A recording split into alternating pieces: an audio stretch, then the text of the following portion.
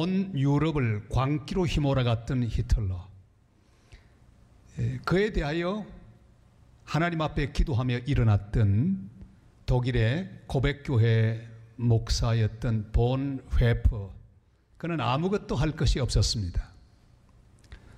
히틀러 제거 운동에 관여했다가 사전에 발각을 당하고 감옥에 들어갔습니다. 그는 감옥 속에서 하나님 앞에 묵상하며 기도합니다. 세상이 미쳐 돌아가는 것만 같았습니다. 수많은 유대인들이 가스실에서 죽어가는 현실을 보았습니다. 전쟁은 계속되고 히틀러는 승승장구합니다. 아무리 생각해봐도 답이 없습니다. 하나님이 원망스럽기까지 했습니다.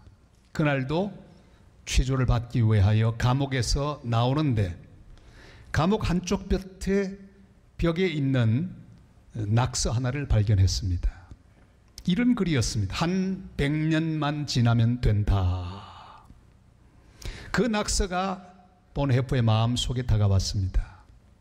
아무리 악한 세력이라도 100년은 가지 않을 것이라는 생각이 들었습니다. 조급하지 않고 천천히 주님을 기다리기로 했습니다. 그는 이렇게 기도합니다. 주님, 지금 저는 큰 어려움에 사로잡혀 있습니다. 두려움이 저를 압도하고 있습니다. 어찌해야 할지 막막하기만 합니다. 주여, 당신의 은혜로 도와 주옵소서.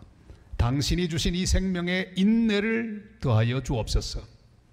두려움이 저를 지배하지 못하게 하소서. 아버지처럼, 아내와 자식들처럼 저를 돌보고 지켜 주옵소서. 주의 은혜를 믿으며 당신 손에 제 생명을 맡깁니다. 그는 이런 기도와 함께 수많은 궁금증을 주님 손에 맡긴 채 1944년 4월 8일 아침에 39살의 젊은 나이로 주님 품에 안기었습니다. 그 후 100년이 지나기는커녕 불과 1년이 지난 어느 날 1945년 4월 15일 히틀러는 지하 벙커에서 권총 자살로 56세의 일기로 그 모든 악을 뒤에 둔 채 생을 마감했습니다. 우리의 삶에는 풀 수 없는 것들이 가득합니다. 이해할 수도 없고 짐작할 수도 없는 이상한 일들로 가득 차 있습니다. 우리가 숨쉬고 일하며 살아가는 이 세상에서 벌어지는 모든 것을 우리는 날마다 바라봅니다. 우리가 보고 있는 것은 이 세상의 판일 뿐입니다. 여기는 인간이 사는 현장이고 인간이 움직이며 일하는 그런 장소입니다. 오늘 성경 속에 마르다 마리아가 사는 판이 나옵니다. 사랑하는 오빠가 아팠습니다. 그래서 평소 자기들을 참으로 사랑하시던 예수님에게 급한 전가를 보내었습니다. 오빠가 아프니 빨리 와달라고 전가를 보냈습니다. 그러나 주님은 빨리 오지 않으셨습니다. 지체하시다가 이틀 뒤에 오셨는데 그동안에 사랑하는 오빠 나사로는 죽고 말았습니다. 그들의 간절한 기도는 응답이 되지 않은 것처럼 보입니다. 그래서 마르다 마리아는 슬퍼합니다. 이별의 슬픔, 죽음의 슬픔, 어마어마한 슬픔 가운데 그들이 잠겨 있었습니다. 거기다가 왜 주님이 늦게 오셨는지 주님을 향한 섭섭함까지 그들의 마음속에 가득 차 있었습니다. 그래서 늦게 오신 주님께 투정하듯 말합니다. 주께서 여기 계셨더라면. 우리 21절 말씀을 다 같이 읽겠습니다. 마르다가 예수께 여짜오되 주께서 여기 계셨더라면 내 오라버니가 죽지 아니하였겠나이다. 아멘. 마르다 마리아 이야기는 우리는 여러 번 들었습니다. 마르다는 음식 준비하기를 힘을 다해 애를 썼던 주님을 사랑하는 여제자였습니다. 그 언니가 마르다는 언니로서 예수님의 음식을 준비하기에 바빴습니다. 그러나 동생 마리아는 예수님 말씀을 듣기 위하여 조용히 주님 앞에 앉아 있었습니다. 그 모습을 보고 심통을 부렸던 마르다입니다. 주님께 좀 꾸중해 달라고 부탁하기도 했던 거였습니다. 우리는 이 두 여자에 대하여 토론할 때가 많습니다. 누구의 믿음이 더 좋을까? 여러분, 음식을 준비하는 마르다가 훌륭합니까? 말씀을 들었던 마리아가 훌륭합니까?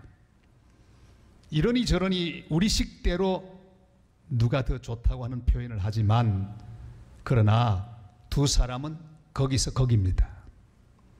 둘 다 이 판에서 벌어지고 있는 사건만을 보았습니다.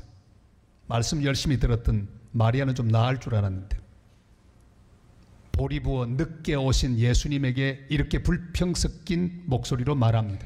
32절 말씀 다 같이요. 마리아가 예수 계신 곳에 가서 배웠고 그 발 앞에 엎드려 이르되, 주께서 여기 계셨더라면 내 오라버니가 죽지 아니하였겠나이다 하더라. 아멘. 비슷합니다. 믿음이 크든지 적든지, 직분이 중하든지 가볍든지, 연조가 오래되었든지 새신자이든지, 우리의 한계가 여기 있습니다. 지금 여기서 벌어지고 있는 세상의 일과 세상의 사건에만 우리의 눈이 고정되어 있는 것, 이것이 우리 모두의 문제입니다. 죽음만 보고 있습니다. 슬픔과 절망만 느끼고 있습니다.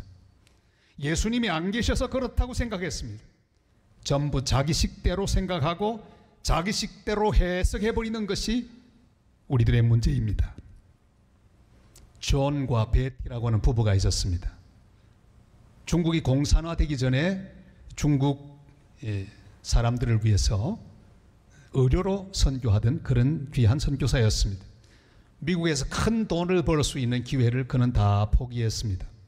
오지에 들어가서 귀한 영혼들에게 복음을 전하고 그들을 치유하는 사역을 계속해왔습니다. 공산혁명이 일어납니다. 그들이 살고 있던 묘수 마을, 그 마을 깊은 곳까지 공산당들이 몰려왔습니다. 어린아이가 있었습니다.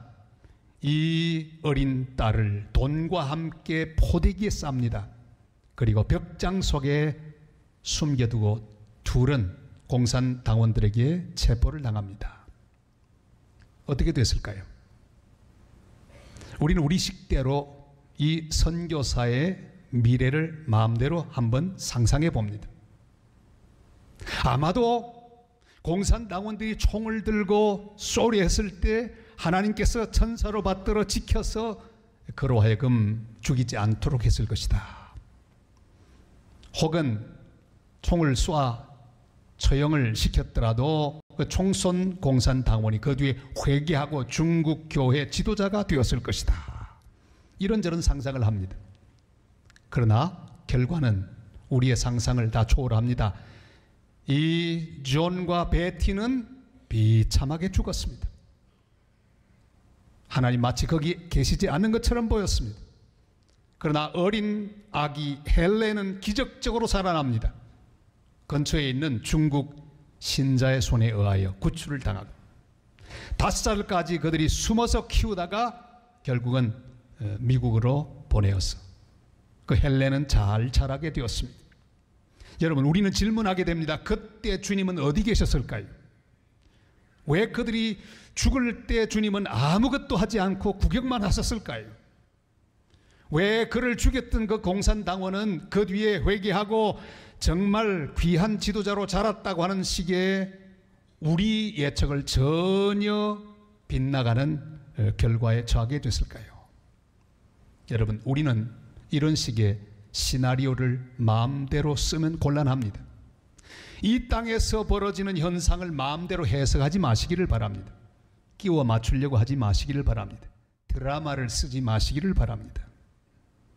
우리의 시나리오는 주로 잘 되는 것, 돈 많이 버는 것, 건강하게 되는 것, 이런 것과 주로 연관이 있습니다.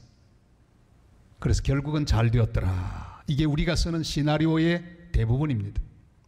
그러나 전혀 내가 생각하던 시나리오대로 전개되지 않더라도 실망하지 않는 것이 믿음입니다. 존 파이프의 말대로 하나님이 수만 가지 일을 하는데 우리가 이해할 수 있는 것은 몇 가지에 불과하다는 사실은 정말로 중요한 생각입니다. 지금 내가 보고 내가 경험하는 것은 수만 가지 하나님이 하시는 일 가운데 일부분입니다. 다 이해할 수 없습니다. 우리는 전체를 보아야 합니다. 주님이 진행하고 계시는 다른 판을 보아야 합니다. 주님은 나사로가 죽게 되었을 때 거기 있지 않는 것을 기뻐하신다고 말씀하십니다. 15절 말씀 우리 다 같이 읽습니다. 내가 거기 있지 아니한 것을 너희를 위하여 기뻐하노니 이는 너희로 믿게 하려 함이라. 그러나 그에게로 가자 하시니. 아멘. 나사로의 가정에 지금 어마어마한 비극이 벌어지고 있습니다. 그러나 엄청난 비극의 판과는 전혀 다른 주님의 판이 따로 펼쳐지고 있습니다. 주님은 고의적으로 거기에 계시지 않으시므로 그 집에 다가오는 죽음의 슬픔을 허락하고 계셨습니다. 다 아시지만 그대로 허락하고 계시는 주님의 섭리가 거기 있습니다. 그것을 위하여 일부러 주님은 이틀씩이나 지체하셨습니다.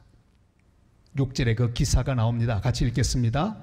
나사로가 병들었다 함을 들으시고 그 계시던 곳에 이틀을 더 유하시고. 주님은 나사로의 상태를 다 알고 계셨습니다. 이대로 가면 죽을 거라는 것도 아셨습니다. 나사로를 무덤 속에서 만나게 될 것이라는 것도 아셨습니다. 땅이 꺼질 듯한 마르다 마리아의 절망과 슬픔도 주님은 전부 알고 계셨습니다. 그럼에도 불구하고 지체하신 이유가 뭘까요? 그래야 그들의 믿음이 자랄 것을 주님은 아셨습니다. 그래야 주님의 부활의 영광을 체험할 수 있게 될 것을 주님은 아셨습니다. 여러분, 이런 것은 우리가 상상할 수도 없는 주님이 진행하시는 역사에 해당합니다. 주님이 눈앞에 보이지 않아도 우리를 버린 것이 아니라는 걸 믿는 믿음, 그 믿음이 우리에게 필요합니다.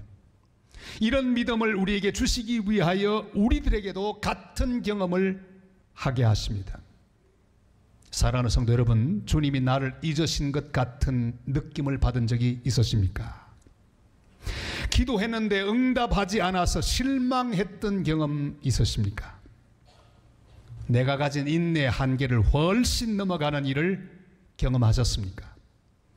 이젠 더 이상은 못 참아, 이제는 참을 수 없다고 포기해본 경험이 있으십니까? 오늘 말씀 속에서 마리아와 마르다 그리고 나사로가 우리에게 말하고 있는 이 말씀을 들으시기를 바랍니다. 그들이 이렇게 말하고 있습니다. 이 판을 보지 마세요. 무덤이 있고 슬픔이 있고 절망이 있는 이 판을 보지 마세요. 주님이 하시는 일을 바라보세요. 주님이 우리를 위하여 지체하고 계신 겁니다. 주님이 일부러 천천히 오시는 것처럼 보이지만 사실은 전속력으로 오시는 거예요. 주님이 하시는 역사를 믿음의 눈으로 바라보십시오. 오늘 이 마르다 마리아가 성경을 통하여 우리에게 주시는 귀한 메시지를 받는 복된 시간이 되시기를 바랍니다. 주님 이렇게 말씀합니다. 이사야 55장 8절로 9절 말씀 다 같이요. 이는 내 생각이 너희의 생각과 다르며 내 길은 너희의 길과 다름이니라. 여호와의 말씀이니라. 이는 하늘이 땅보다 높음같이 내 길은 너희의 길보다 높으며 내 생각은 너희의 생각보다 높음이니라. 아멘. 내가 볼 수 없는 주님의 하시는 일, 이 일을 믿음의 눈으로 바라보고 주님의 시간, 주님의 때를 기다리는 복된 믿음의 성도들 다 되시기를 주님의 이름으로 축원합니다. 우리는 슬픔과 절망이 펼쳐지는 그 판밖에는 보지 못합니다. 그런데 주님께서는 우리를 향해 주님이 하시는 주님의 일들을 보여주시기를 원하십니다. 그것이 바로 하나님 말씀입니다. 그 말씀은 이렇게 되어 있습니다. 다시 살아나리라 그랬어요. 23절 말씀을 다 같이 읽겠습니다. 예수께서 이러시되 내 오라비가 다시 살아나리라. 아멘. 이 세상의 판밖에는 보지 못하는 우리에게 주님이 하시는 일과 주님의 역사를 보여주시는 놀라운 도구, 그것이 바로 하나님의 말씀입니다. 말씀은 슬픔과 절망, 무력감과 죽음 앞에 신음하는 우리에게 주시는 모든 해답이 됩니다. 주님께서 진행하시는 일을 주님은 말씀을 통해 선포하십니다. 우리 하나님이 주시는 이 말씀에 의하여 우리는 앞으로 전개될 일의 추이를 믿음으로 바라볼 수 있습니다. 주님은 우리에게 그 타이밍을 말씀하십니다. 일으키실 주님의 능력과 섭리가 말씀을 통해 선포됩니다. 주님이 이렇게 우리에게 말씀하시죠. 고린도전서 15장 55절로 57절 말씀 다 같이요. 사망아 너의 승리가 어디 있느냐. 사망아 네가 쏘는 것이 어디 있느냐. 사망이 쏘는 것은 죄요 죄의 권능은 율법이라. 우리 주 예수 그리스도로 말미암아 우리에게 승리를 주시는 하나님께 감사하노니. 아멘. 세계를 다니면 거의 모든 민족들이 열심으로 일하는 그런 한 분야가 있습니다. 시실과 날씨를 가지고 천을 짜고 그림을 그려나가는 그런 수직 작업. 중남미에 가도 인디오들이 그것을 합니다. 중국에 가도 그 작업을 합니다. 유럽에 가도 그 작업을 합니다. 날실과 시실. 그런데 날실은 나타나지 않습니다. 시실만 나타납니다. 날실은 감추어지고 시실만 나타납니다. 그래서 한쪽 면을 보면 뒤엉키고 복잡하고 지저분해 보입니다. 그러나 뒤를 돌려서 보면 아주 아름다운 그림을 볼 수 있습니다. 꽃을 봅니다. 예술 작품이 거기 탄생되어 있는 것을 우리는 볼 수 있습니다. 여러분, 이건 똑같은 물건을 그대로 우리가 바라보는 그런 모습입니다. 지금 내가 살아보고 경험하고 있는 세상, 이게 혼란에 빠진 것처럼 보입니다. 내 인생이 뒤죽박죽 된 것처럼 보입니다. 그러나 결코 그렇지 않습니다. 주님은 이미 무엇을 그릴까, 어떤 모양으로 만들어 갈까 계획해 놓고 있습니다. 그리고 한 땀 한 땀 테피스트리 작업을 지금 하고 계십니다. 나사로의 죽음과 동생들의 통곡과 슬픔, 낙심과 낭망으로 뒤엉켜 있습니다. 그러나 한쪽 면을 보면 주님은 그를 다시 살리실 계획을 세워 놓으시고 천천히 일을 진행하고 계십니다. 네 오라비가 다시 살리라. 지금 그들이 바라보는 쪽에는 온통 슬픔과 절망밖에 없지만 주님은 아름다운 부활의 영광을 지금 그려가고 있다는 사실을 우리는 오늘 여기 말씀에서 발견해야 합니다. 마르다 마리아는 계속해서 무덤과 시체만을 봅니다. 그래서 울고 있습니다. 울고 있는 그들을 보고 주님은 책망하지 않았습니다. 야, 내가 곧 살릴 건데 왜 울고 있냐, 그렇게 말씀하지도 않습니다. 오히려 곧 살리실 것이지만 그들과 함께 우십니다. 가장 짧고 강력한 하나님 말씀, 요한복음 11장 35절은 이렇게 기록하고 있습니다. 다 같이요. 예수께서 눈물을 흘리시더라. 가장 짧은 귀절입니다. 주님, 우리가 겪는 슬픔과 고독, 죽음의 고통, 상실의 고통, 절망의 고통을 같이 느끼십니다. 그리고 지금도 우리를 바라보며 울고 계시는 주님을 여기 보여주십니다. 주님은 오늘 예배하는 우리들에게도 동일한 긍휼과 자비하심으로 대하시며 함께 울고 계십니다. 멀리서 구경만 하는 주님이 아니라 우리의 고통과 슬픔을 같이 공감하시면서 함께 우시는 주님이신 것을 보여주고 계십니다. 계획대로 진행하고 계시지만 곧 앞으로 하나님은 일을 이루실 것이지만 고통 당하는 우리를 보시고 울고 계신 것을 기억하시기를 바랍니다. 지금 우리가 보고 있는 테피스트리의 뒷면을 같이 보시면서 우십니다. 죽어서 냄새가 나나이다. 나흘이나 되었습니다. 절망입니다. 이렇게 말하는 우리를 보면서 주님은 앞면을 보라고, 지금 하나님께서 그려나가고 있는 그 귀한 그림을 보라고 초대하고 계십니다. 바로 그 40절이 초대의 말씀이죠. 다 같이 읽습니다. 예수께서 이르시되 내 말이 네가 믿으면 하나님의 영광을 보리라 하지 않으느냐 하시니. 아멘. 하나님이 하시는 일을 믿어야 합니다. 내 미래를 준비하고 계시는 하나님을 믿어야 합니다. 죽음 뒤에 부활을 준비하고 있는 하나님을 믿어야 합니다. 한 기자가 유명한 일본의 도자기 장인을 만나러 갔습니다. 일본의 도공들은 거의 다 한국에서 조선에서 잡아간 그런 포로들입니다. 그들의 후예들이 대부분 이 일본의 도자기 기술을 지금까지 이어나가고 있습니다. 유명한 이 장인의 작업하는 모습을 보기 위해서 기자가 찾아갔습니다.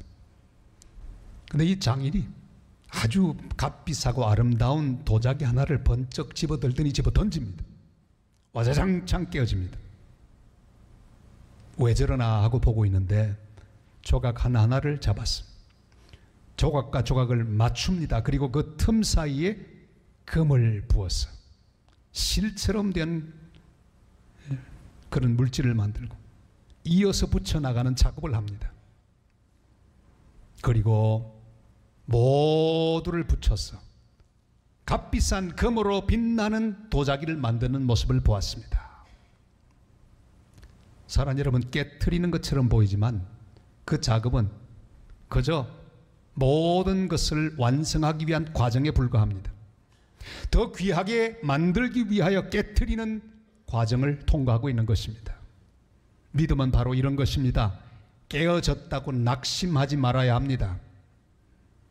주님을 믿음으로 주께서 다시 회복시켜 주실 것을 바라는 것, 그것이 믿음입니다.